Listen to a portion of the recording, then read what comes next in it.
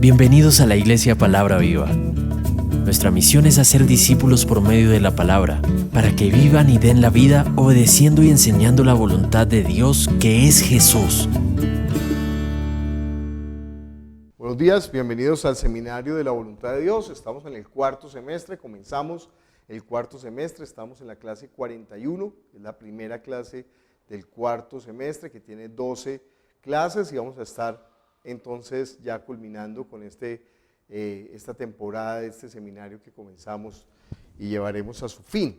Vamos a abrir la Biblia en Juan capítulo 17 y hoy vamos a responder la pregunta: ¿cómo se conoce a Dios? Dice Juan capítulo 17, estas cosas habló Jesús y levantando los ojos al cielo dijo: Padre, la hora ha llegado, glorifica a tu Hijo para que también tu Hijo te glorifique a ti, como le has dado potestad sobre toda carne para que dé vida eterna a todos los que le diste. Y esta es la vida eterna, que te conozcan a ti, el único Dios verdadero, y a Jesucristo, a quien has enviado. Yo te he glorificado en la tierra, he acabado la obra que me diste que hiciese. Ahora pues, Padre, glorifícame tú al lado tuyo, con aquella gloria que tuve contigo antes que el mundo fuese. He manifestado tu nombre a los hombres que del mundo me diste. Tuyos eran y me los diste, y han guardado tu palabra. Ahora han conocido que todas las cosas que me has dado proceden de ti. Porque las palabras que me diste les he dado, y ellos las recibieron, y han conocido verdaderamente que salí de ti, y han creído que tú me enviaste. Yo ruego por ellos. No ruego por el mundo, sino por los que me diste, porque tuyos son, y todo lo mío es tuyo, y lo tuyo mío, y he sido glorificado en ellos.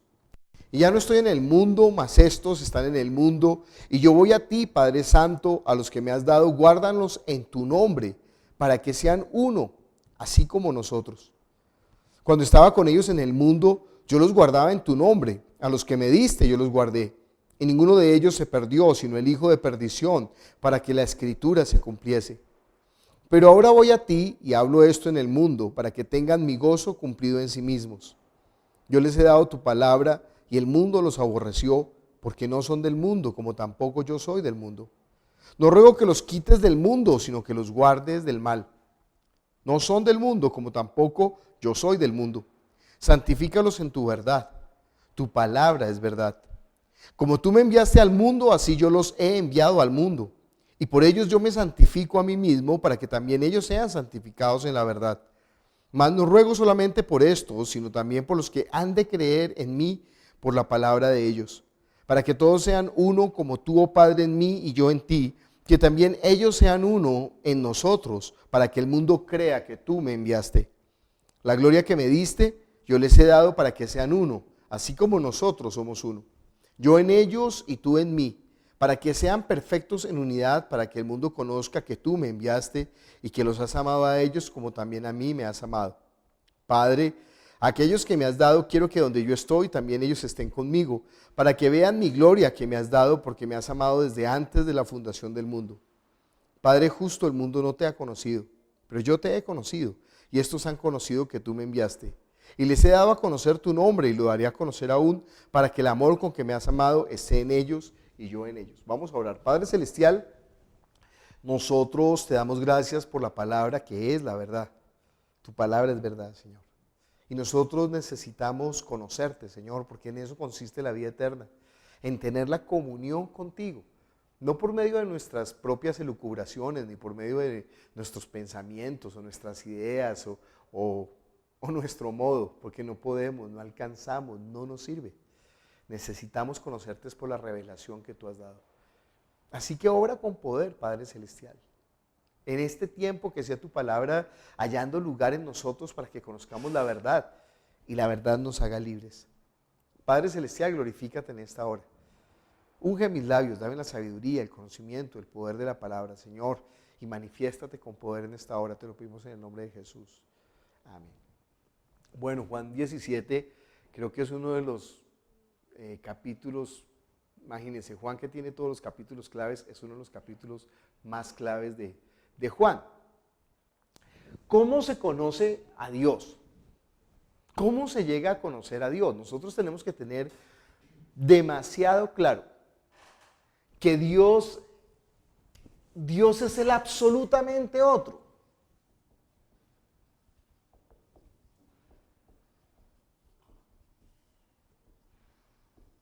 Esta es una declaración de la teología, pero me parece que es una de las declaraciones afortunadas de la teología.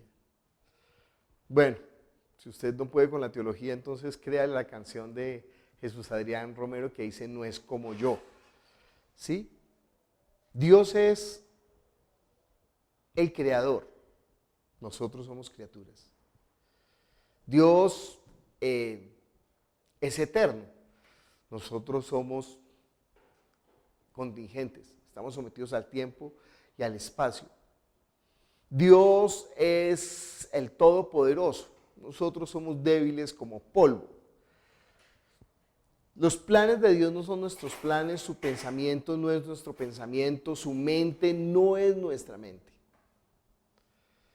Pero aun si fuera Dios de este mundo, en las cosas de este mundo usted solamente puede conocer a Dios por medio de la revelación, como las cosas de este mundo solamente se conocen cuando las cosas se dan a conocer.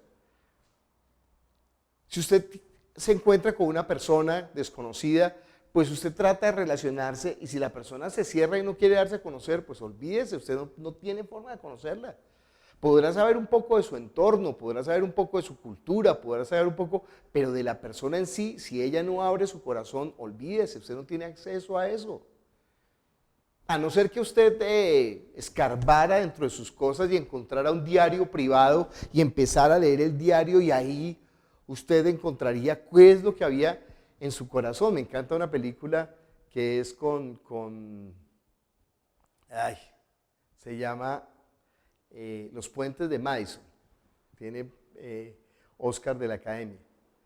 Esta es una mujer que muere, sus hijos sacan las pertenencias de la mamá y encuentran un diario de la mamá. Y se dan cuenta que ella tuvo un affair, un enamoramiento con un fotógrafo que vino al pueblo a tomar fotos en Madison, que es un poblado de Estados Unidos.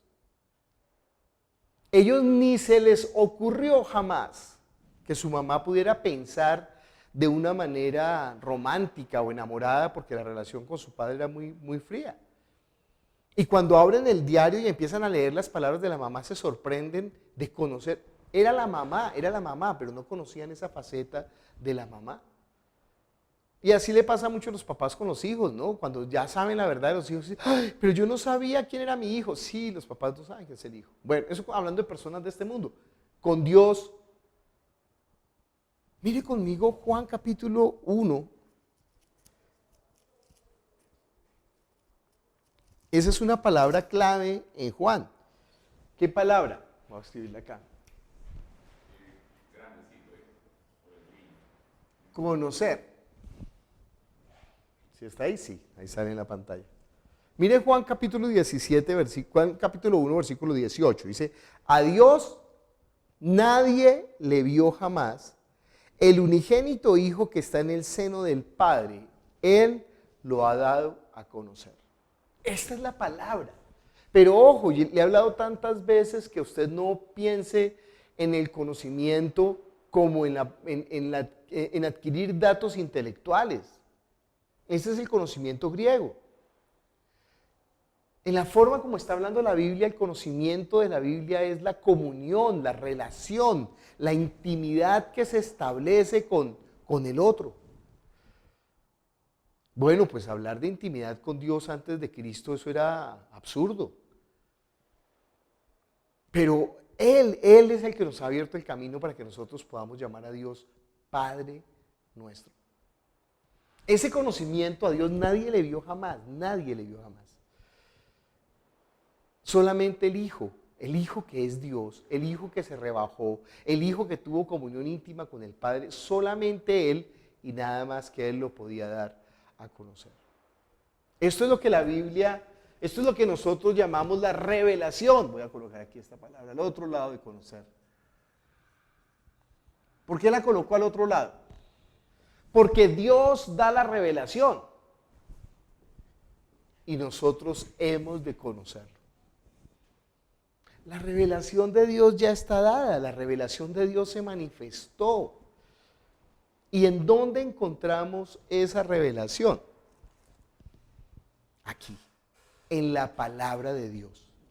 Este libro contiene el poder que no contiene ningún otro libro en el mundo. ¿Usted entiende que no hay un libro comparable a la Biblia? Yo sé, a mí me encanta leer, hay miles de libros buenos y fabulosos y encantadores y deliciosos, pero solamente este libro contiene la revelación de Dios. Solamente este libro contiene la palabra que salió de la boca de Dios. Y solamente a través de este libro podemos conocerlo. Es imposible que usted conozca la voluntad de Dios, y ojo, no se vaya a equivocar. Cuando yo digo la voluntad de Dios, no estoy hablando de un seminario que dicta un pastorcillo en Bogotá. Cuando yo digo la voluntad de Dios, es conocer el pensamiento de Dios, la mente de Dios. ¿Qué es lo que Dios quiere? ¿Qué es lo que Dios desea? ¿Qué es lo que Dios... ¿Cómo es la forma como Dios está estableciendo el camino para que nosotros tengamos la comunión con Él? Porque Dios quiere tener comunión. Mire conmigo Juan capítulo 6, versículo 39 y 40. Y esta es la voluntad, voy a leer desde el 38. Porque he descendido del cielo no para hacer mi voluntad, sino la voluntad del que me envió. Y esta es la voluntad del Padre del que me envió, que de todo lo que me diere no pierda yo nada, sino que lo resucite en el día postrero. Y esta es la voluntad del que me ha enviado, que todo aquel que ve al Hijo y cree en Él tenga vida eterna, y yo le resucitaré en el día postrero. Bueno, ¿cómo hacemos nosotros para tener acceso a esa voluntad de Dios? Pues solamente hay una forma, y lo siento, no hay más, por medio de la palabra o las Escrituras o la Biblia.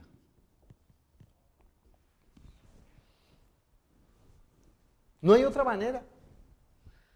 Si usted en este momento que llegó al cuarto semestre muy juicioso, no sé qué tan juicioso, pero si llegó a este cuarto semestre y no ha leído, yo le dije, lea por lo menos cada semestre una vez el Antiguo Testamento, 4 veces el Nuevo Testamento. Quiere decir que ya debería haber leído 4 veces el Antiguo Testamento y 16 veces el Nuevo Testamento. Y ojo, no crea que eso es mucho. No crea que eso es mucho. No le suceda a usted como una persona que una vez dijo, es que yo me he leído mucho la Biblia.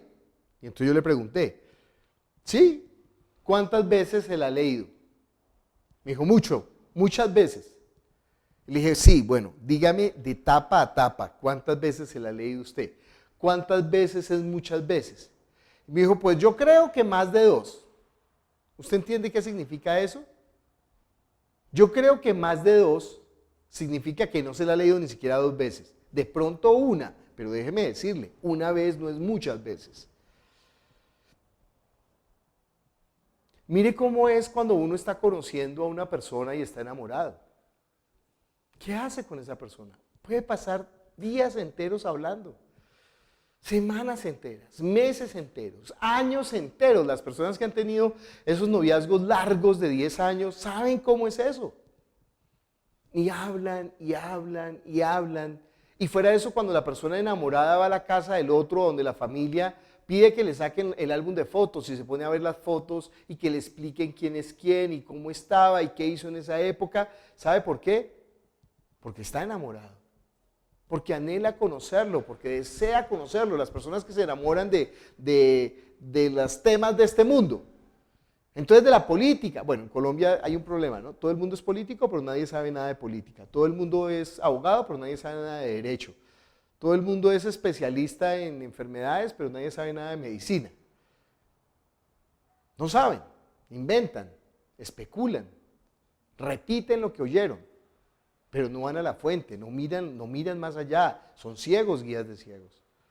Bueno, así pasa con la Biblia. La gente escucha una doctrina, aquí escribí doctrina, escucha una teología, aquí escribí teología, escucha una declaración dogmática, aquí escribí dogma, y ya creen que eso es la verdad. Y cuando uno le pregunta, ¿y dónde está eso en la palabra? No, no está en la palabra, pero en mi iglesia creemos eso, y aunque no lo diga la Biblia, yo no lo voy a dejar de creer, pero están peores que las personas que meten al fuego a la mano por los hombres, ¿no? Ay, por favor. La mente tiene que funcionar para poder desarrollar un pensamiento crítico, analítico. Para eso nos dio Dios la mente. Y no solamente nos ha dado la mente, nos ha dado el Espíritu Santo. No solamente nos dio el Espíritu Santo, nos dio las Escrituras. Y esas tres cosas tienen que hacer clic para poder entender la voluntad de Dios. Pero sin la palabra, pues olvídese. Fuera de la palabra no se puede conocer. Porque imagínese que usted elabore su relación con Dios con base en lo que usted está pensando y especulando. ¿Entiende que eso no tiene fundamento? Bueno, si hubiera sido el plan de Dios, pues Dios lo habría dicho. Bueno, ¿sabe qué? Que cada quien me conozca como le dé la gana. A la final lo importante es que cada uno tenga un concepto de Dios. Bueno, eso podía haberlo hecho Dios, pero Dios dice no. Mire lo que dice Jesús. Y este es el versículo que a mí más me costó en mi vida de fe, siempre lo he dicho. Este versículo casi me saca de la vida de fe. Porque es un versículo completamente excluyente. Juan capítulo 14, versículo 6, dice Jesús. Jesús les dijo, yo soy el camino y la verdad y la vida. Nadie viene al Padre sino por mí. Si me conocieses, también a mi Padre conoceríais. Y desde ahora le conocéis y le habéis visto. ¿Usted sabe qué es tan incluyente eso? O sea, él está diciendo, Jesús está diciendo, solo por medio de Jesús se conoce al Padre.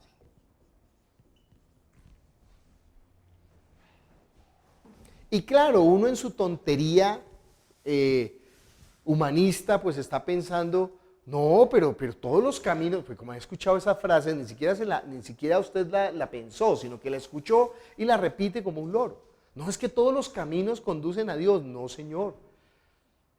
Hay camino que al hombre le parece derecho, pero su fin es camino de muerte.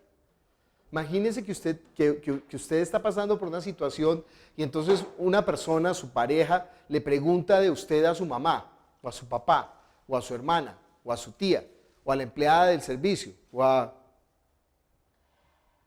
¿Usted cree que ellos pueden decirle lo que hay realmente en su corazón y en su mente?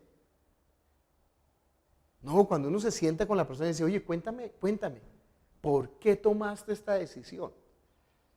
Y la persona abre su corazón y dice, no, yo realmente estaba pensando, usted no tenía ni idea. Y uno ha estado pensando todo el tiempo, elucubrando. No, lo que pasa es que a mí me encanta a veces sentarme con mis hermanas y preguntarles cosas personales. Digamos que en la familia ya se ha generado todo un mito sobre ellos o sobre la decisión que tomaron. Y yo les pregunto, entonces me gusta también decirle, oye, Luisa, ¿por qué decidiste tú estudiar, por ejemplo, dejar la medicina, ella estaba estudiando medicina mi hermana, y estudiar administración de seguros? ¿Por qué? Eso no tiene nada que ver. Yo había pensado que era que mi papá la había obligado, pero cuando ella me contó me dijo no, porque la medicina se demoraba mucho y yo me di cuenta que podía ganar más plata, incluso que médico vendiendo seguros. Bueno, todos pensábamos en la casa, nadie sabe esta historia. Todo el mundo pensaba en la casa, y todavía lo piensan muchos, que es que mi papá la obligó a ella a estudiar administración de seguros porque mi papá era corredor de seguros. Pero fíjense que hasta que uno no llega a la persona no descubre qué es lo que hay dentro de ella. Bueno, la única manera de conocer el corazón del Padre, de conocer al Padre, es por medio de Jesús. Y esa es su razón de ser. Él es el que lo ha dado a conocer. Y esa revelación, otra vez aquí está, solamente está en la palabra de Dios. Si usted se pone solamente a pensar en sus preceptos y en sus conceptos, usted se va a desviar. Además, porque hay un problema. Entre la declaración de Jesús y usted hoy, en este año que no olvidaremos, el 2020, están mediando 2000 años. ¿Y usted sabe cómo cambia todo en 2000 años? ¿Cómo cambian las costumbres? ¿Cómo cambian los modos? ¿Cómo cambian los usos? ¿Sabe qué es lo impactante de la palabra? ¿Sabe qué es lo impactante? Que la palabra, aunque ya ha sido escrita hace 2000 años y también la ley hace 1600 años, o sea 3600, esa palabra tiene vigencia esencial para nosotros. Cuando yo digo esencial es que esa palabra puede atravesar mi espíritu, atravesar mi razón de ser, moverme, hace que yo sea impulsado a actuar de una manera en mi vida sustancial, en mi esencia, en mi ser. La palabra, ¿sabe por qué? Porque no es palabra de hombres, porque es la palabra que salió de la boca de Dios. Ningún libro se le compara. Usted puede leer cualquier libro de filosofía, de otras teologías, no puede. Solamente esa palabra. Mire lo que dijo Pedro a Jesús, Juan capítulo 6. Por eso me encanta tanto Juan, ¿no? Versículo 67, dijo entonces Jesús a los 12, ¿queréis acaso iros también vosotros? Le respondió Simón Pedro, Señor, ¿a quién iremos? Solo tú tienes palabras de vida eterna. Y mire, en esa voluntad de Dios, en la forma como Dios creó al hombre,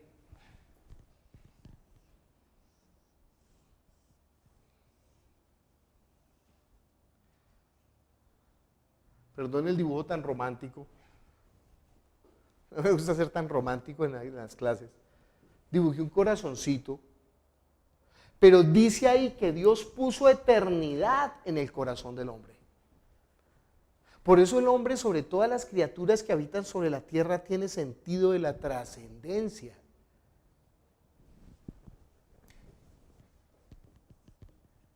¿Quién soy? ¿Para qué vivo? ¿Cómo obtengo la plenitud de la existencia?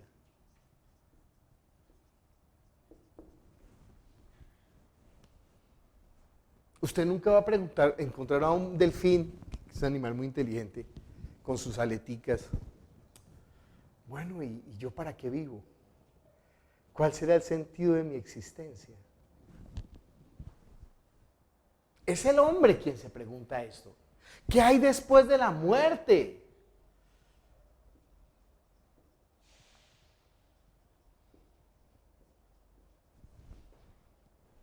¿Y saben por qué?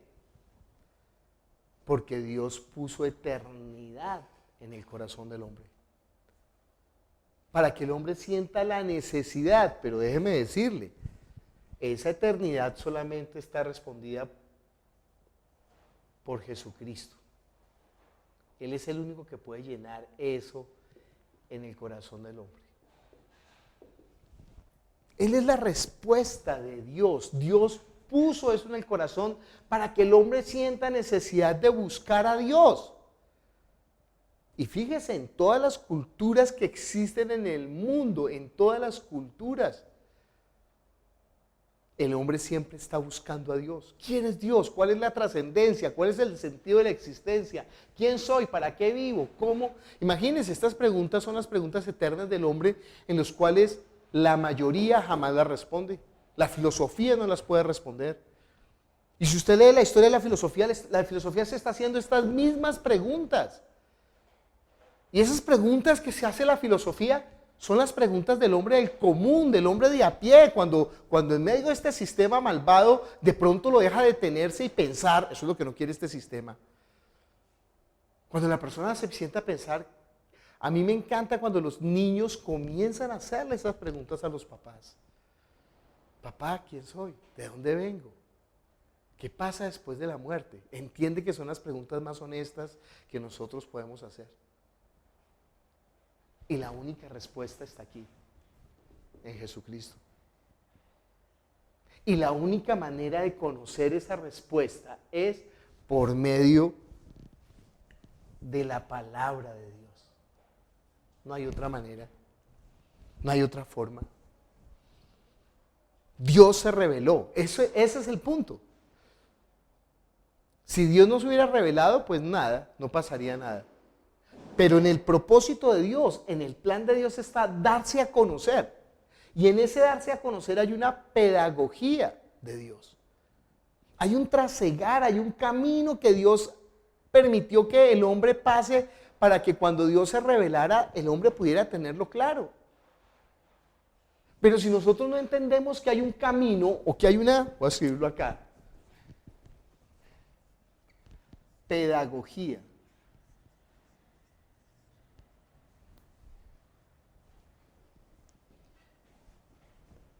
La palabra pedagogía significa coger a un niño y aprenderle, enseñarle a un niño. Nosotros somos esos niños y Dios nos ha enseñado. Pero si un niño le dice al maestro, no quiero, yo quiero hacerlo a mi, ha visto que los chiquitos dicen, no, a mi manera. Y uno, ay, chiquito terco, venga, espérese un momento, déjate enseñar. Después de que tú aprendas, ya lo haces tú, pero déjate enseñar. No, yo quiero. Bueno, déjese enseñar. No, yo quiero. Bueno, hágalo. Entonces el chiquito se equivoca y no puede y se pone a llorar y bueno, venga, ya aprendió que no puede solo, no, venga, ahora yo le enseño. En esa pedagogía de Dios, Dios ha tenido un tiempo y ese tiempo está definido por Jesucristo. Estamos leyendo en la Biblia, a Dios nadie le vio jamás. Pero la vida eterna, lo leímos en Juan capítulo 17, es conocer a Dios. Si a Dios nadie lo vio jamás, ¿cómo lo podemos conocer? Por medio del que Él envió. Por medio del que Él envió, por medio de Jesucristo. No hay otra manera. Y si usted realmente ama a Dios, lo ha amado, pues usted empieza a buscar cómo conocerlo. Estaba hablando ayer con una persona por teléfono y entonces me dijo, ¿no? Yo amo a Dios, pero jamás he leído la Biblia y no me interesa. Ay, perdóneme, pero esta es una declaración demasiado tonta. A mí me encanta la numismática, pero la verdad es que a mí yo no resisto tener monedas en el bolsillo y no me gusta verlas y me importa, ay viejo, entonces no hable de numismática, usted no sabe nada. No le interesa. Yo conocí una persona que decía, a mí me encantan las verduras, pero era porque políticamente, para parecer una persona medianamente inteligente, tenía que decir que tenía que comer sano, entonces por eso decía que le gustaban las verduras. Pero iba al supermercado y no las compraba, y cuando se compraban las verduras llegaba a la casa y no las cocinaba, las dejaba podrir, y si las cocinaba no se las comía porque no le gustaban. Pero eso sí, cuando estaba en cualquier reunión decía, ay no, a mí las verduras, porque sabía que era como un poco ignorante decir que no comía saludable. Pero eso sí, agarraba un tarro de Nutella y se lo tragaba en una hora se tragaba un tarro de Nutella. Ay, no, yo me cuido mucho, yo casi no como azúcar. Ay, hermano, pero ¿a quién está engañando? No hay peor tonto que se engaña a sí mismo. Nadie puede decir que ama a Dios y no puede buscarlo ni querer conocerlo. Él se dejará ser hallado de los que le buscan, Él se dejará ser hallado de los que le anhelan, Él se dejará ser hallado de los que le aman. El que me ama, mi Padre le amará y vendremos a Él y haremos morada con Él. Y yo enviaré mi espíritu sobre Él para que el espíritu le recuerde todo lo que yo les he dicho. ¿Entiende que esto es una relación? ¿Usted entiende en la vida normal que hay relaciones, pero en la vida espiritual no entiende que es una relación? La relación es una ¿qué? Una comunión.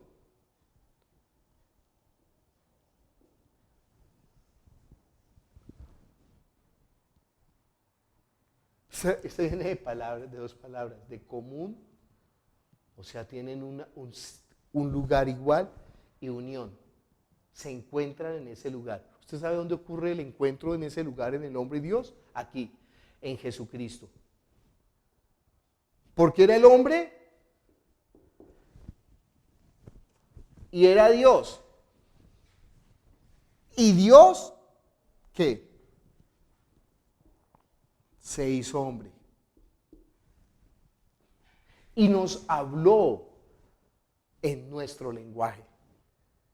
Y se hizo como uno de nosotros, para que nosotros pudiéramos ahora, por medio de Jesús, ¿qué? Tener el encuentro con el Padre, con Dios. No hay otro lugar. Jesucristo es el lugar de unión entre Dios y el hombre. ¿Por qué? Porque solamente Él es Dios que se hizo hombre. Mire conmigo Juan capítulo 1, versículo 1 al 4. En el principio era el verbo era con Dios y el verbo era Dios. Este era en el principio con Dios. Todas las cosas por Él fueron hechas y sin Él nada de lo que ha sido hecho fue hecho. En Él estaba la vida y la vida era la luz de los hombres. La luz en las tinieblas resplandecen, las tinieblas no prevalecieron contra ella. En el principio era el verbo estaba con Dios y el verbo era Dios. Este era en el principio con Dios. Todas las cosas por Él fueron hechas, sin Él nada de lo que ha sido hecho fue hecho. En Él estaba la vida y la vida era la luz de los hombres. Y mire lo que dice el versículo 11. A lo suyo vino y los suyos no le recibieron, mas a todos los que le recibieron, a los que creen en su nombre, les dio potestad de ser hechos hijos de Dios, los cuales no son engendrados de sangre, ni de voluntad de carne, ni de voluntad de varón, sino de Dios. Y aquel verbo fue hecho carne, habitó entre nosotros, vimos su gloria, gloria como del unigénito del Padre, lleno de gracia y de verdad. Entonces, ¿cuál es el plan de Dios? ¿Cuál es la voluntad de Dios? ¿Cuál es el camino que Dios estableció para que el hombre pudiera tener comunión con Él? Esa comunión se llama vida espiritual o luz espiritual. Dios estableció ese camino por medio del Hijo. Para poder entender este camino nosotros tenemos que leer la palabra. Usted tiene que anhelar la palabra, usted tiene que... ¿Y sabe qué? Yo estoy tratando aquí de manipularlo, pero es inútil. Porque si usted no ama a Dios, ¿sabe qué? No hay nada que hacer. Si usted no quiere amarlo, yo no puedo obligarlo a amarlo. Yo no puedo manipular. Sí, de pronto usted por manipulación, entonces en la iglesia le dicen, si usted no lee la palabra 4 veces, no puede entrar al coro de alabanza. Entonces usted como ama cantar, entonces entra al coro de alabanza y se lee la Biblia 4 veces. ¿Sabe qué? No se le está leyendo. Está pasando sus ojos por encima de las letras, pero esa palabra no está llegando a su ser. O a usted le obligan, ¿no? Parte del discipulado en nuestra iglesia es que usted tiene que leer un salmo, son 5 salmos en el día, un proverbio del día y tiene que leer un capítulo. ¿Sabe qué? No, usted lo hace por obligación, no. No sé si alguna vez a usted lo invitaron a una fiesta y usted no quería ir. Entonces uno va obligado y Y uno ahí, la gente le habla y uno como que escucha, pero ni siquiera le pone cuidado. No estoy aquí, no quiero estar aquí, me importa 5, no me interesa. Pero usted ha visto cuando uno desea, cuando uno anhela, así sea por una rendija, así sea por un esquicio, ¿sí? Está como los muchachos cuando no tienen plata para ir a los conciertos y se sientan afuera del estadio con una lata de cerveza a escuchar el concierto desde afuera. ¿Pero por qué? Porque lo anhelan, porque lo desean, porque lo aman. ¿Por qué leemos nosotros la Biblia? Porque nosotros hemos entendido que ahí está la voluntad de Dios. Ahí está la manifestación de Dios. Ahí lo podemos conocer. Y entre más usted lea la Biblia, sabe que cada vez más se le abren las escrituras, cada vez más. Y cuando usted encuentra esos tesoros, son como encontrar bocados de miel, como encontrar un caramelo delicioso y uno prueba y dice, qué cosa tan, ay, qué delicia, ¿no? Cada vez, yo he leído Isaías muchas veces. Hay libros que yo he leído más veces de toda la Biblia. En esos Juan, Hebreos, Isaías. Y ayer me dieron un versículo que jamás yo había escuchado. Y apenas yo escuché el versículo, yo sentía como si se escurriera por la comisura de mis labios un poco que hubiera cogido un bombón de chocolate relleno de tequila. Es que me regalaron unos de tequila muy buenos. Y uno los muerde y esa miel del licor que tiene por dentro se deshace en la boca y sabe delicioso. Yo sentía eso cuando leía el versículo. Nunca lo había leído. Sí, lo había leído, pero nunca me había detenido. Mire conmigo, se lo voy a compartir. No soy envidioso.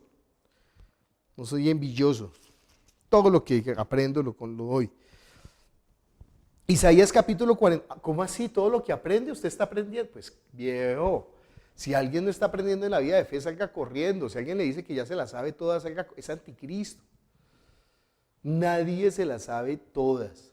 Y es más, si usted que pensó que por tomar este seminario chichipato, usted ya se la sabe todas, no sabe, ahí sí es peor. ¿Sabe qué? Devuelva que le devuelvan la plata. Vaya que le devuelvan la plata. No cobramos nada. Pero ¿sabe qué? Perdió el tiempo. No entendió, jamás entendió. Si usted dice es que yo ya sé porque ya tomé el seminario, jamás entendió. Le creo si usted me dice, no, yo algo sé, porque ya me he leído la Biblia varias veces. Ahí yo lo puedo respetar. Pero si usted me dice que sabe porque tomó el seminario, ¿sabe qué? No sabe nada. Cada vez que nosotros nos acercamos a las Escrituras encontramos, disfrutamos, saboreamos. ¿Pero por qué? Porque se ha convertido en nuestro tesoro. Usted le pregunta a una persona que colecciona estampillas, que se dedica a la filatelia, oiga, ¿y usted qué? Y se la pasa ahí mirando las estampillitas y vuelve y coge otra y la mira con una lupa y vuelve y la pone y saca otra y uno dice, pero qué viejo, usted pierde el tiempo viendo estampillillas. Pero usted entiende que ese es su gozo. ¿Por qué? Pues bueno, hay quienes son felices que les rompan el corazón y por eso andan coleccionando roturas de corazón. Bueno, pues allá que ellos se respeta. Isaías capítulo 49, versículo 6 dice, poco es para mí que tú seas mi siervo para levantar las tribus de Jacob y para que restaures el remanente de Israel. Dios está hablando aquí al Mesías o al pueblo de Israel. A ambos le está hablando. Le dice, ¿sabe qué?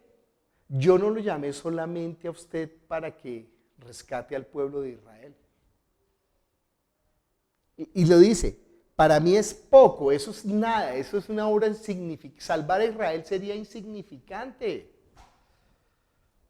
Poco es para mí que usted restaure el remanente de Israel y para que levante las tribus de Jacob. Dice, también te di por luz de las naciones, para que seas mi salvación hasta lo último de la tierra. Usted entiende que el proyecto, que la voluntad de Dios, que la elección de Dios para el hombre, aquí voy a colocar elección de Dios,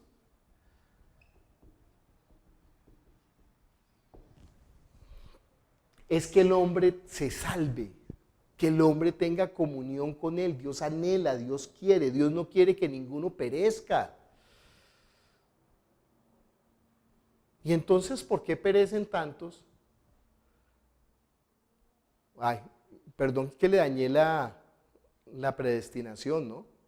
Doctrinas de hombres, enseñanzas teológicas de hombres.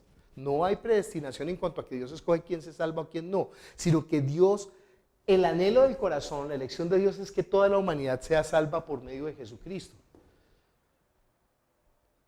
Entonces, en eso están no solamente los judíos, también los gentiles. Y en eso nosotros hemos sido elegidos, escogidos para esa salvación tan grande. Dios anhela hacernos ¿qué? Hijos, coherederos.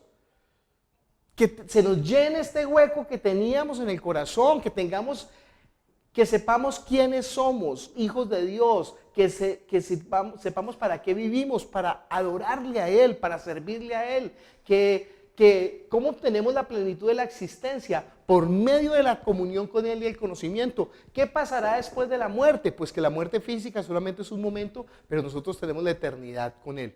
Oiga, en una clase chichipata en Bogotá acabamos de resolver los problemas de la humanidad que no han podido resolver. ¿Y sabe por qué no han podido resolver? Porque se apartan de Dios. Porque buscan la respuesta fuera de Dios. Y estas respuestas eternas solamente Dios tiene la respuesta. ¿Y la respuesta es quién? Jesucristo. Usted le puede preguntar a una persona que haya nacido de nuevo. Yo lo desafío. A una persona que haya nacido de nuevo. No a un religioso, no a un religioso. Hay una diferencia entre el religioso y el que ha nacido de nuevo. Es una persona que haya nacido de nuevo, que le haya entregado su vida a Cristo, en que Él sea el Señor, en que Él sea su razón de ser. Y usted le pregunta, oiga, ¿usted es pleno? Sin duda alguna, apuesto mis manos por ello.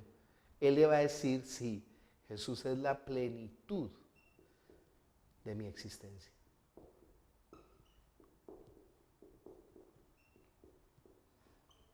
La gente paga cursos con coach. La gente paga retiros de espiritualoides. La gente sigue a gurús, a maestros de la luz. La gente compra libros. ¿Ustedes saben cuáles son los libros que más se venden? ¿Ustedes saben cuáles son los bestsellers mundial que no pasan? Los libros de autoayuda. Los libros que tratan de inspirar al hombre para responder estas preguntas, o las canciones de Arjona, los libros de Pablo Coelho, o los de Walter Rizzo. Y hay un libro que está en todas las casas, que la gente no quiere leer. ¿Cuál? La palabra de Dios. La Biblia, los regalan, los regalan. Si usted no tiene, yo se lo regalo. Escríbame, yo se lo mando. Aquí en la iglesia apenas viene una de las personas la primera vez, les entregamos un ejemplar del Nuevo Testamento. Mire, lea, conozca. ¿Sabe cuánto vale un libro de esos? Mire, este libro, en la Liga Bíblica, le vale 7,000 pesos. Eso no vale ni un condorito, no vale ni una comiquita, no vale ni una revistilla de 7,000 pesos. ¿Sabe cuánta gente lo compra? Muchísima gente, muchísima gente. Todavía la Biblia sigue siendo el libro más impreso y más vendido, todavía. En este mundo de tecnología donde ya todo es digital, todavía. Las aplicaciones más descargadas, la Biblia, mire las aplicaciones descargadas. Pero ¿saben cuántas personas la leen? Muy pocas. Hay dos razones. Una, la gente no entiende. Dos, la gente no ama a Dios. ¿Cómo creerán si no hay quien les predique? ¿Quién les va a contar? Oiga, mire, la voluntad de Dios es así, de esta manera. Porque la Biblia tiene un problema. Bueno, no es un problema. Lo que pasa es que Dios también sabe cómo hace su pedagogía. Yo no sé si usted ha visto las películas de suspenso. Pues el que se inventó las películas de suspenso es Dios. Porque la Biblia es como una película de suspenso. No sé si usted tuviste una película hace poco que es de un hombre que comete un asesinato de un joven en la carretera y lo manda a un pozo y una señora se disfraza para... Bueno, no me acuerdo cómo se llama. Bueno, es una película de suspenso, pero uno ve toda la película, y uno está ahí, pero no entiendo, y pasa un suceso y uno, pero ¿por qué? Y otro suceso, pero ¿y para qué? Y otro suceso y uno dice, pero no. Y al final es que se encuentra la clave para desenmadejar toda la película, tanto que le toca a uno volver a ver la película. Así es con la Biblia. Todo el Antiguo Testamento, aquí voy a colocar, bueno, este es Jesús. Todo el Antiguo Testamento son historias, preparando ¿qué? Preparando este momento. Pero uno no va a entender esas historias si no está conociendo la verdad. Porque esto es sombra. La ley es una sombra, Y los profetas son pistas de lo que va a suceder. Para que cuando suceda nosotros ya viendo desde esta perspectiva, nosotros, con razón, eso, por eso el leer la Biblia del Antiguo Testamento se constituye en una delicia ahora. Porque uno puede, con razón. Y ahora le parece a uno que estuviera leyendo la Biblia por primera vez, aunque en toda la vida religiosa estaba leyendo el Antiguo Testamento y le parecía harto y no lo quería leer y solamente cogía unas tonterías ahí porque no entendía.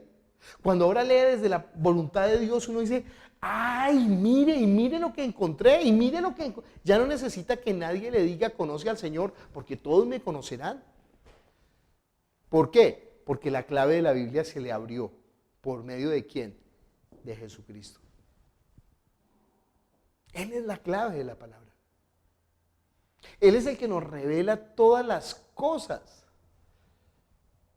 Mire cómo lo dice Hebreos capítulo 10, versículo 1 en adelante.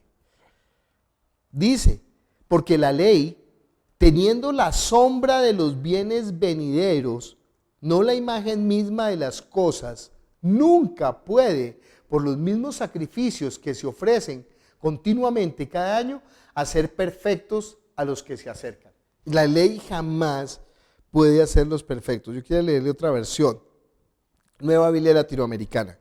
Dice, pues ya que la ley solo tiene la sombra de los bienes futuros y no la forma o la imagen misma de las cosas, nunca puede, por los mismos sacrificios que ellos ofrecen continuamente, año tras año, hacer perfectos a los que se acercan. Voy a leer otra versión. Bueno, dice en la Nueva Traducción Viviente, el sistema antiguo bajo la ley de Moisés era solo una sombra, un tenue anticipo de las cosas buenas por venir, no las cosas buenas en sí mismas. Bajo aquel sistema se repetían los sacrificios una y otra vez, año tras año, pero nunca pudieron limpiar por completo a quienes venían a adorar. Por eso la gente que no ha entendido la voluntad de Dios vuelve a la ley. Porque no entendieron que esto solamente era una qué. Y entiende que ellos nunca entendieron. Ellos nunca entendieron la voluntad de Dios. Ellos nunca entendieron la palabra de Dios. Ellos no pudieron ver a Jesús como la verdad. No lo pudieron ver. Y ojalá es que no lo hayan podido ver, porque si lo vieron y se volvieron atrás, ya no hay lugar para el arrepentimiento. Ojalá que es que no lo hayan visto, ojalá que hayan tenido maestros tontos, torpes, brutos, que no les hayan enseñado bien. Porque si es así, ellos tienen esperanza. Pero si después de conocer a Jesús, ellos vuelven atrás, ya no hay oportunidad para la salvación. Eso es lo que dice el libro de Hebreos. Estoy a la expectativa porque me planteé con una persona a estudiar Hebreos y a estudiar sobre la salvación, si se pierde o no se pierde. Y yo estoy honestamente yendo a este estudio, o sea, quiero ver si yo estoy equivocado, pues muéstrenme. Porque lo que he leído en todos estos años de la Biblia, lo que veo es que la salvación se pierde. Porque además hay libros específicos escritos para esto. Por favor, si usted tiene dudas sobre esto, lea el libro de los Hebreos. ¿Cuál fue la razón para que el autor de Hebreos escribiera el libro de los Hebreos? ¿Qué fue lo que lo motivó? ¿Por qué se escribió el libro de los Hebreos? De las epístolas, cada epístola tiene las epístolas son las cartas de los apóstoles, cada carta tiene una razón de ser, por algo se escribió. Por ejemplo, Tesalonicenses, ahorita estamos leyendo Tesalonicenses en nuestro culto de la noche, pues la razón de ser es que en primer lugar Pablo está feliz con esta gente, porque esta gente ha creído de una manera tan sólida y está produciendo fruto, y entonces él les dice, ¿saben qué? Ustedes están siendo mi alivio porque la cosa ha sido muy dura en esta vida de predicador, pero ustedes están siendo mi aliento porque ustedes creyeron y están dando fruto. Pero entre los tesalonicenses hay una gente que no quiere trabajar. Y para excusar que ellos no quieren trabajar, para que quieren vivir de gorra, que quieren vivir gratuitamente, entonces ellos dicen, no, lo que pasa es que la venida del Señor está cerca. Entonces, ¿para qué trabajamos? ¿Para qué hacemos? ¿Para qué este mundo no vale la pena? Nihilistas, pero nihilistas cómodos, ¿no? Porque lo que quieren es que nos mantengan. Ay, cuidado con los mantenidos, eso no funciona. Y entonces Pablo dice, bueno, les voy a dar una sencilla solución. El que no trabaje, que no coma. Así de sencillo. Y sabe que la venida del Señor no está tan cerca. Porque primero tiene que ocurrir la apostasía y explica un poco de eso y cómo va a ser la resurrección de los muertos y bueno. Nosotros tenemos que aprender a ver desde la verdad. ¿Para qué fue escrita la epístola de los Hebreos? Pues tiene una razón de ser. Algunos judíos que habían creído en Jesús empezaron a volverse otra vez a la ley. Y estaban enseñando que había que volver a estas cosas para poder tener una mejor bendición. Porque la ley no podía cambiar, la ley no se podía dejar. Lo que ellos no entendieron por la misma ley es que cuando se sacrifica el cordero, ya toda la ley queda cubierta. O sea, yo pecaba todo el tiempo, pecaba y decía, ay Señor, y cargaba esa culpa. Y el día de la expiación, yo cargaba toda la culpa, toda la acusación que la ley había puesto sobre mí, sobre el cordero. Y cuando el cordero moría, se derramaba la sangre, el sumo sacerdote entraba hasta el lugar santísimo con esa sangre. Dios aceptaba esa sangre como propiciación por nuestros pecados, como expiación por nuestros pecados. Propiciación es que ahora somos agradables ante Dios. Expiación es que la culpa queda pagada. Fíjense las dos cosas que están haciendo. Ahora salía el sumo sacerdote y con la misma sangre la esparcía sobre el pueblo y les decía, esta es la sangre del pacto, sus pecados han sido perdonados. Y la gente volvía libre de la ley. 0 kilómetros. Pero ¿sabe cuánto le duraba eso? 5 minutos. Porque por el camino se ponía a pelear con la esposa y ya pecaba otra vez. Y otra vez comenzaba el año. Mire, de ahí viene la costumbre de Año Nuevo. ¿No ha visto que el Año Nuevo la gente hace buenos deseos? Y este año sí voy a dejar de fumar. Y este año sí voy a hacer dieta. Y este año sí voy a ahorrar plata. Y este año sí voy a estudiar inglés. Y este año sí voy a meter al gimnasio y a bajar los gordos. ¿Cuánto les dura eso? Por más lentejas que se meta en los bolsillos, hermano, por más calzones amarillos que se ponga, no le dura sino 24 horas máximo, lo que le dura la resaca de la fiesta de Año Nuevo. Eso le duraba a los judíos la expiación de los pecados. Y otra vez tenían que empezar, y la ley otra vez empezaba a acusarlos, hasta que otra vez volvía el día de la expiación. Ay, otra vez se despojaban y decían, bueno, año nuevo, vida nueva, otra vez, y otra vez. Y lo estábamos leyendo, eso solamente era sombra, porque esos sacrificios de los animales no podían hacer perfecto a nadie. Pero ahora, por la sangre del Cordero eterno, santo y perfecto, nosotros obtenemos redención una vez y para siempre.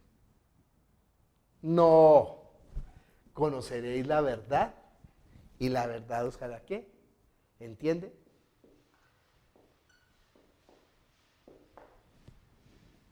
A mí me dan ganas de llorar. Como si nunca hubiéramos pecado. Como si nunca hubiéramos pecado. No por las obras de la ley. Porque por las obras de la ley ningún ser humano será justificado delante de él, porque por medio de la ley solamente es la carga del pecado. ¿Sirve la ley? Claro. Para que hastiado yo de este peso que me agobia, busque al único que puede librarme del pecado y de la muerte. Pero no solamente eso. No solamente es que viene la verdad con él, sino que también viene ¿qué? La gracia. Y la gracia dice que él me hace hijo, heredero, coheredero del cielo, del reino del Padre. Y que derrama de su Espíritu Santo para que el Espíritu Santo me tome ahora como su templo. Y ahora yo ya no viva más por las cosas de este mundo, ni por las cosas del pecado, ni por las cosas de la carne, sino que ahora yo comience a vivir una vida nueva en Cristo, sabiendo quién soy, para qué vivo, cómo tengo la plenitud de la existencia y qué pasará después de la muerte. Y esa vida es una vida, Él lo dijo, es una vida de gozo, es una vida de paz. No como el mundo la da. Porque este gozo y esta paz es eterno, es sustancial, está dentro de nosotros. No nos deja. Mire conmigo Hebreos capítulo, ya seguimos con el 10, pero Hebreos capítulo 5, hasta el 3 primero, 6 del 1 al 3. Así que no nos estanquemos en las enseñanzas básicas acerca de Cristo, sino progresemos a un entendimiento más maduro. No necesitamos volver una y otra vez a los conceptos sobre el arrepentimiento de lo que solíamos hacer, o sobre la fe en Dios, o enseñanzas acerca del bautismo, la imposición de manos, la resurrección de los muertos y el juicio eterno. Avancemos en la medida que Dios nos lo permite. Bueno, me gusta más la versión de Reina Valera, ¿no? Pero dice que no volvamos atrás a la imperfección. ¿Entiende por qué es imperfección? Porque ellos una y otra vez sacrificaban el cordero, pero de nuevo el pecado estaba sobre ellos. Si usted vive en permanente condenación, sépalo, usted no ha recibido la sangre de Jesús. Y si no recibe la sangre de Jesús, no hay manera de cambiar. La única manera de cambiar, tener un cambio sustancial, es por medio de la sangre de Cristo. Por eso usted está batallando contra el pecado, es con sus propias fuerzas. Hermano, no puede. Pablo va a decir, miserable de mí, ¿quién me librará de este cuerpo de muerte? No puede usted con sus propias fuerzas batallar. Y otra vez, entonces como no ha conocido la gracia y la verdad, como no ha experimentado el poder de la sangre de Jesús, ¿qué es lo más fácil? Volverse atrás. A buscar guardar, a tratar de por medio de la ley ser agradable a Dios.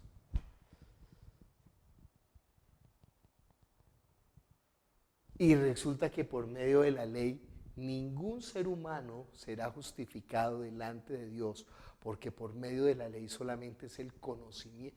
¿Sabe para qué le va a servir a usted la ley? Para que usted se sienta más desgraciado, más culpable y más pecador. Y bien, ese es el producto de la ley. Pero la ley solamente está siendo el ayo, la niñera, el que nos está conduciendo a que busquemos a Cristo. ¿Usted sabe por qué son tan útiles las fiebres y las supuraciones y las irritaciones y las alergias y los dolores? Para que usted sepa que está enfermo, hermano. Porque si no fuera por esas señales, usted podría, hay enfermedades que llaman las enfermedades silenciosas, y de pronto usted ¡pum!, se muere ahí como un pajarillo, no supo a qué horas ni en qué momento. Un paro cardíaco fulminante o un aneurisma que se le estalla. Usted no sabía, pero yo a qué horas, no, yo estaba enfermo. No, pero es que no sabía que estaba enfermo. ¿Por qué? Porque esas enfermedades no dan señales.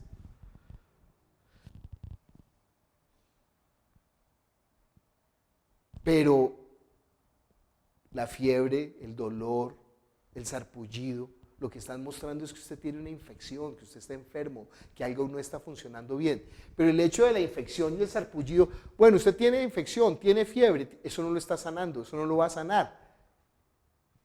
Eso lo único que lo va a lograr es hacerlo sentir más mal. ¿Qué necesita? El médico y la medicina.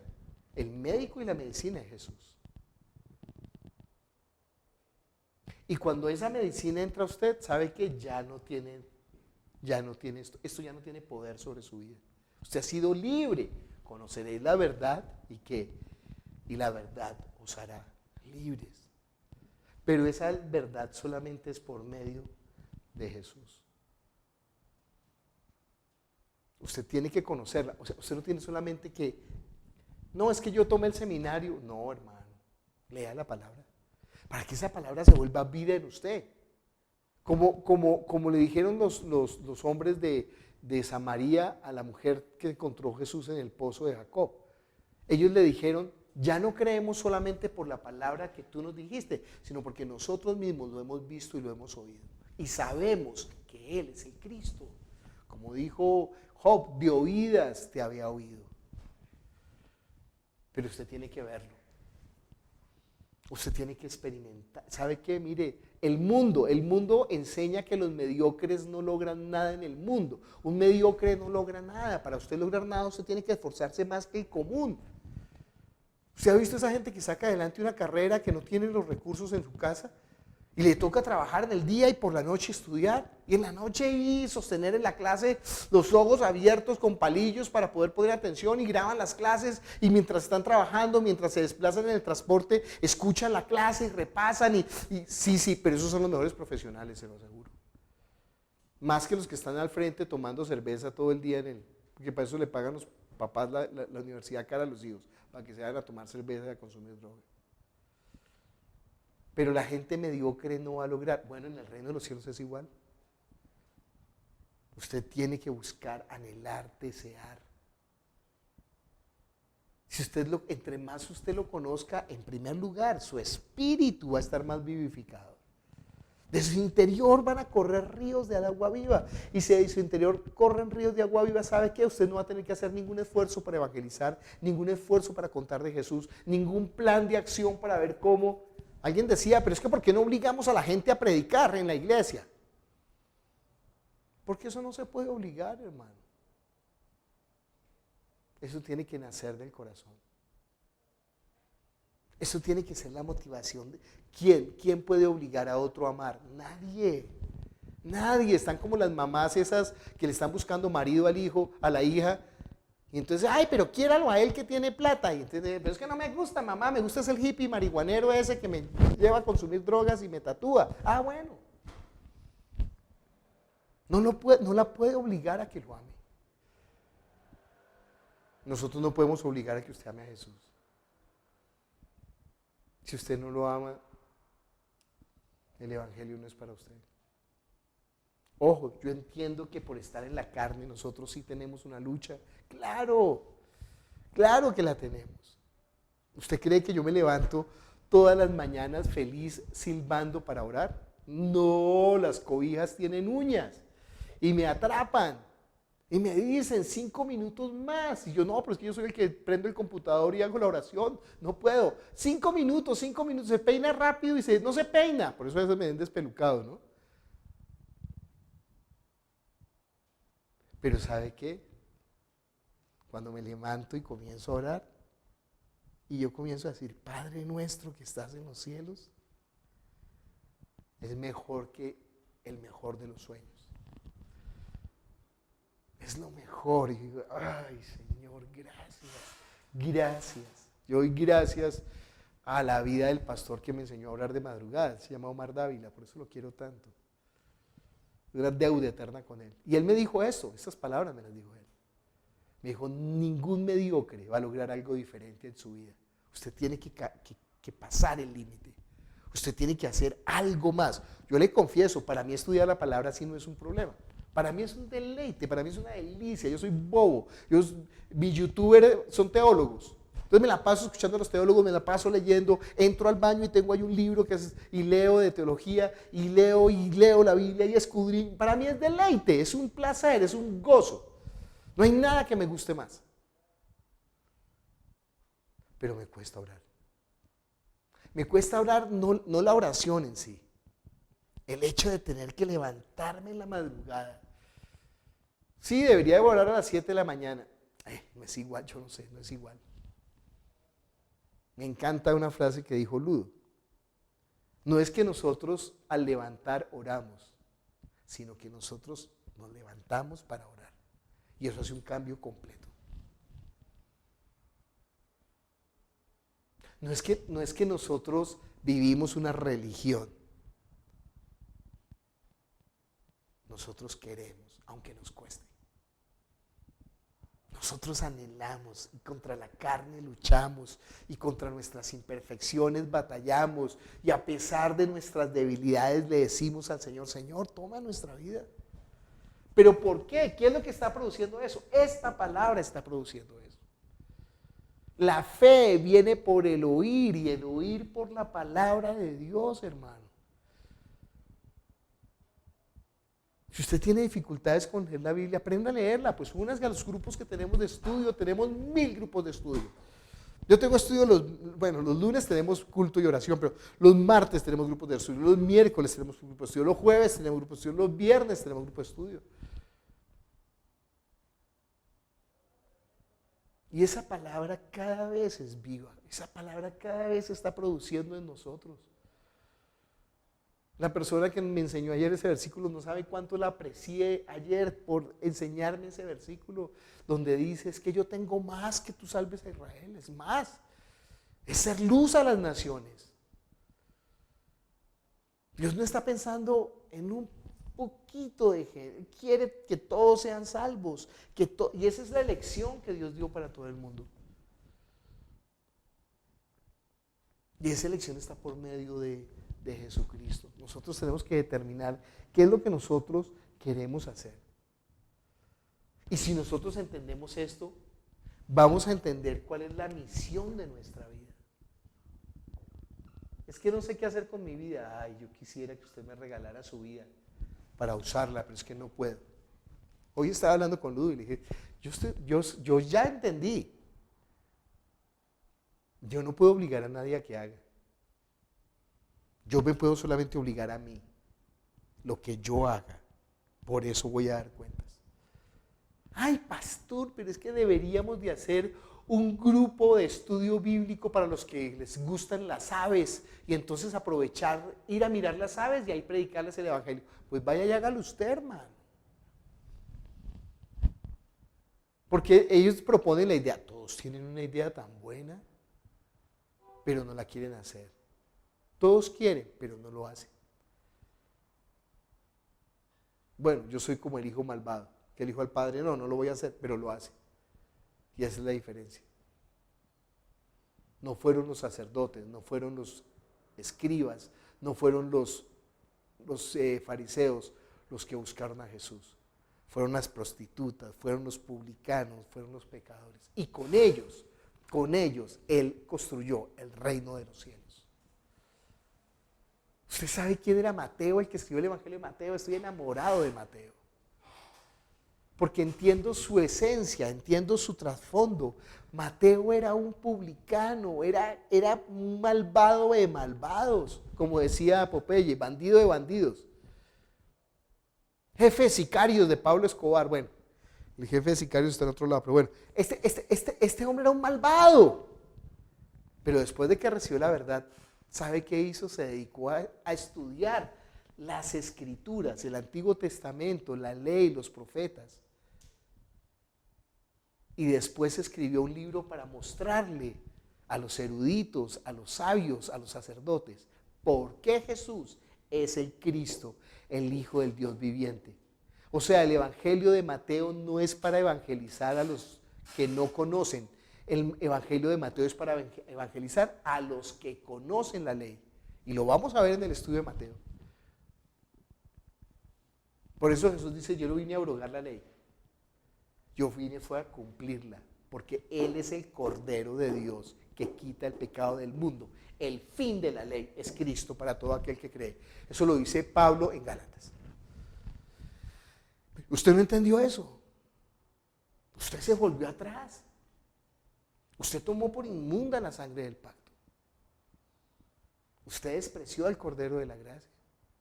Ojo, no estoy hablando de nuevos creyentes. Usted está en el cuarto semestre. Estoy hablando de los que dicen que conocieron y se volvieron atrás. El fin de la ley es Cristo. Y fin como dos cosas. Fin como culminación y fin como el destino. Es la palabra telos en griego, que significa finalidad y término. ¿Sí entiende eso? Todo el propósito de la ley era llevarnos a Jesús. Y toda la ley termina con Jesús. Él es el fin de la ley. En Él se cumple. Yo no vine a abrogar la ley, sino a darle el perfecto cumplimiento. Yo vine a librarlos del pecado y de la muerte. La ley del espíritu de vida nos ha librado de la ley del pecado y de la muerte. Conoceréis la verdad y la verdad os hará libres. Y ustedes serán realmente mis discípulos. ¿Usted entiende que nosotros sin la palabra de Dios no podemos entender eso? Porque uno se queda mirando el pasado y pensando, pero ¿qué es esa?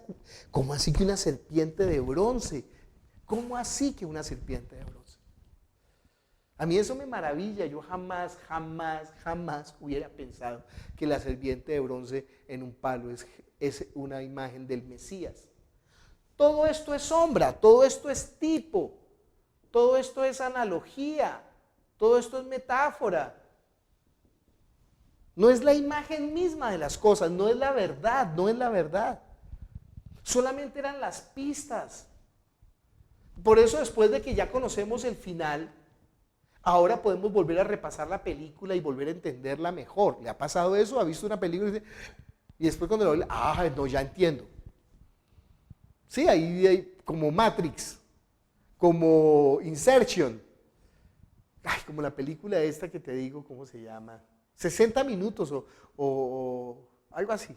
Es una película española, buena. Yo la publico después. Buena. Usted coloca ahí en Google, película española en que al final se descubre el asesino porque ella se disfraza. Le estoy haciendo el spoiler, ¿no? Pero nosotros ya con Jesús tenemos el spoiler de todo el Antiguo Testamento. Ya sabemos, cuando está hablando de las tinieblas y de la luz en el principio, cuando creó al hombre y le sopló aliento de vida. Cuando decidió que vendrá la simiente de la mujer que aplastará la cabeza de Satanás. Cuando dijo que Jafet habitará en las tiendas de Sem. Cuando ocurrió el diluvio universal. Cuando ocurrió con Abraham. Cuando escogió a Jacob. De resto no tiene sentido, hermano. Está usted perdido. Es un ciego guía de ciegos. No ha llegado la luz, porque la luz es ¿quién? La luz es Cristo. Y Él es el que puede llevarnos a la verdad. Solamente por medio de Él podemos nosotros conocer todas las cosas. Todo esto es parábola. Todo esto, la palabra analogía, hay otra palabra que se me olvida. Miremos, estamos en Hebreos capítulo 6, versículo 3, ahí quedamos, sigamos leyendo desde el 4. Es Sí. posible que los que una vez comprendieron y experimentaron el don celestial de Dios, que participaron del recibimiento del Espíritu Santo, que habían conocido la palabra de Dios y el poder de la era que está por venir, y luego abandonaron por completo a Dios, vuelvan a arrepentirse una vez más. Ellos mismos han crucificado al Hijo de Dios una y otra vez y lo han humillado públicamente. La tierra que ha sido regada por la lluvia y produce cosecha para quienes la trabajan tiene la bendición de Dios, pero la tierra que solo produce monte y espinas no sirve para nada y está condenada, y al final lo único que puede hacerse es quemar. Entiende que los que experimentaron de... Miren lo que dice. Me encanta como dice esa versión. Otra vez léenos desde el versículo 4. Es imposible que los que una vez comprendieron y experimentaron el don celestial de Dios... Ojo, el don celestial. ¿Qué es el don celestial? El regalo, la gracia. Ellos experimentaron el don celestial. Sigamos leyendo. Ojo, no solamente recibieron la palabra, sino el Espíritu Santo, recibieron al Espíritu. Otra. Que habían conocido la palabra de Dios. Que conocieron la palabra, la salvación, el Espíritu Santo, la palabra. Y el poder de la era que está por venir. Y dice, realmente dice los poderes del siglo venidero es la manifestación de los ángeles. O sea, las señales.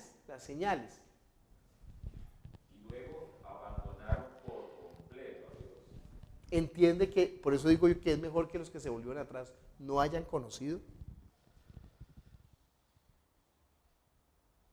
Mejor les fuera ser malvados, tendrían oportunidad.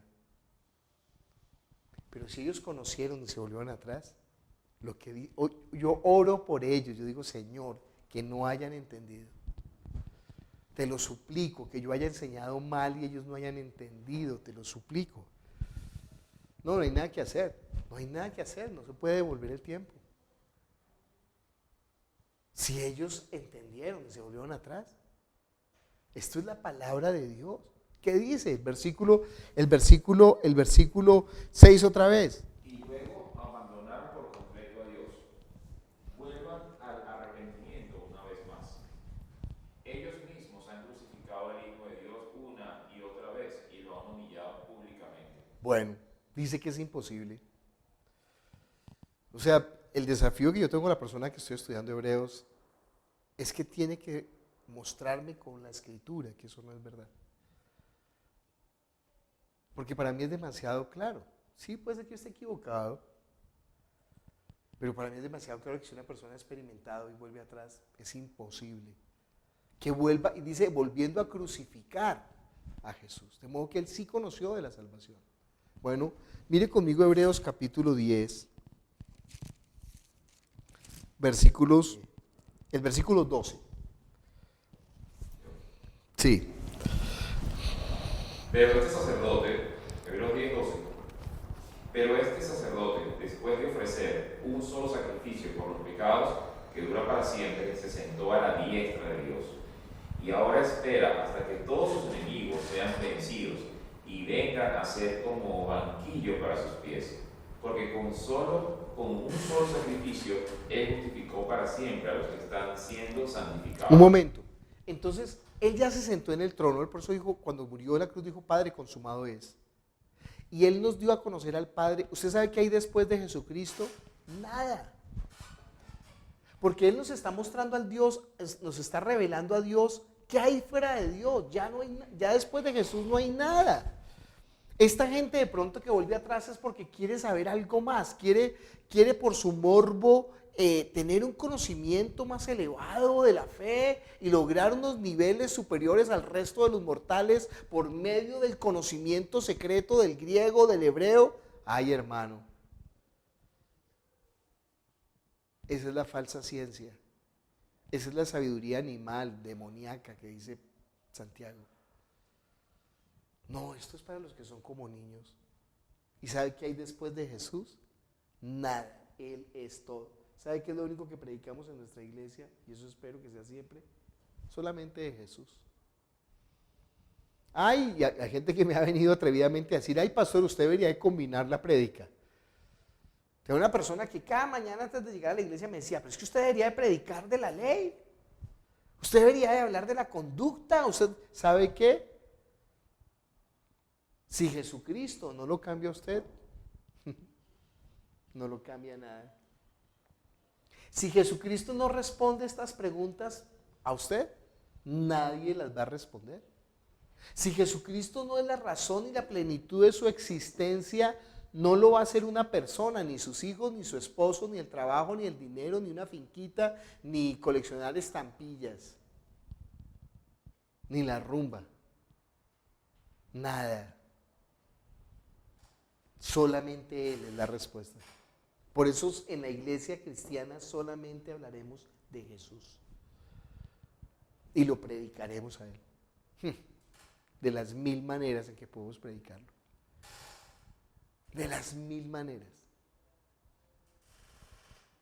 Él es todo. Y después de Él ya no hay más conocimiento, ya no hay nada más. Él es la máxima revelación. Él es el nivel más alto del conocimiento de Dios. Por eso lo leímos en Juan capítulo 17. Yo te he dado a conocer. Por eso lo leemos en Juan capítulo 14. El que me ha visto a mí, ha visto al Padre. El que me conoce a mí, conoce al Padre. El que me recibe a mí, recibe al Padre.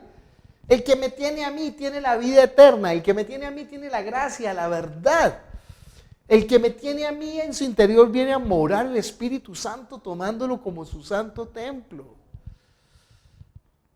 Él es todo. Y con Él basta. Ya no se necesita nada más.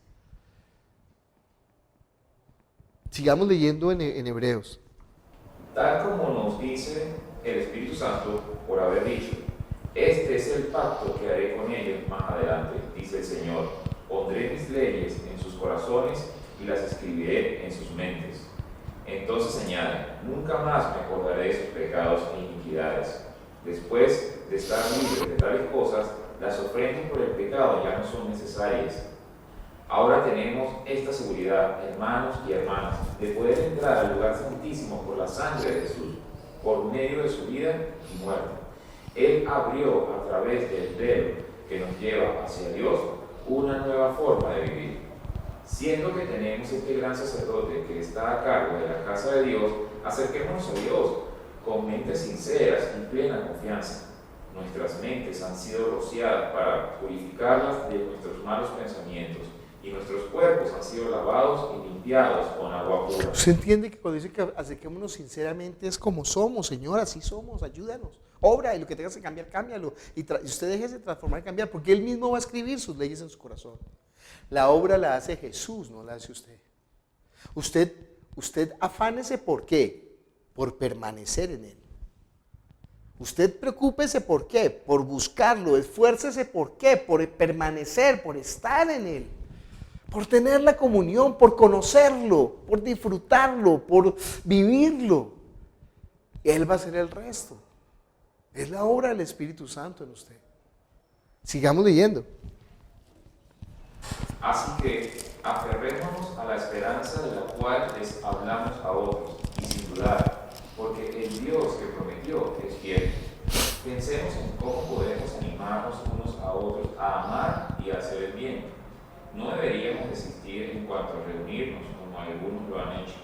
De hecho, deberíamos animarnos unos a otros, especialmente cuando vemos que el fin se acerca. En estos días le escribió a una persona, ayer le escribió a una persona también. Le dije, oye, tú eres tan particular, tú eres tan especial. Vuelve a Jesús, porque está apartado. La iglesia necesita, el mundo necesita que sepan que gente tan particular, tan especial como tú, tiene lugar en el reino de los cielos.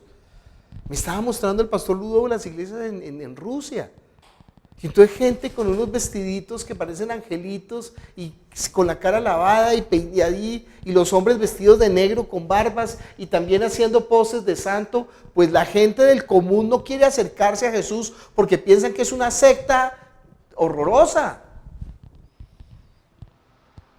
Cuando usted ve a Jesús moviéndose, no va a ver a un fariseo, no va a ver a un sacerdote, no va a ver a una hipócrita, usted va a ver a una persona común y corriente, relacionándose con ellos. Pero ojo, común y corriente no quiere decir un pecador malvado, lleno de vida en su interior para llevar a los otros a la vida, sin esas parafernalias que da la religión. Y yo le decía a esta persona, usted sabe que Dios es. Dijo, es que no quiero saber nada de las iglesias. Y le dije, es que las iglesias no son. O sea, las iglesias es la religión, pero la congregación de los santos sí es. Y ojo, si se reúnen, pues no se reúnan para pecar, dice Pablo. Es que hay, pero ¿cómo son de terribles? No, reúnanse para lo bueno, para amar al Señor, para glorificarlo, para santificarlo, para...